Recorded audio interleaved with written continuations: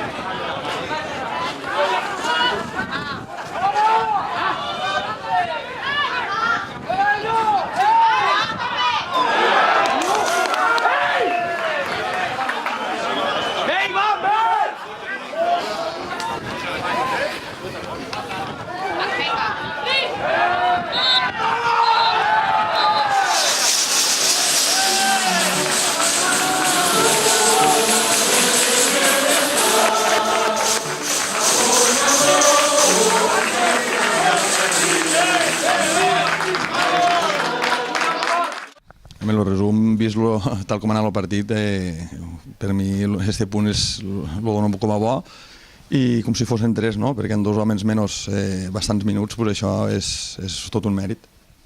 A mi una expulsió sempre influeix negativament a l'equip que li toca, no? Jo crec que l'àrbit no ha sigut, per a mi no ha estat gens correcte, potser es mereixien més targetes els jugadors del Flix, però bueno, les seves decisions les han d'acceptar i bueno, el que passa que trobo que és massa càstig, no?, per la manera que s'ha desenvolupat tot.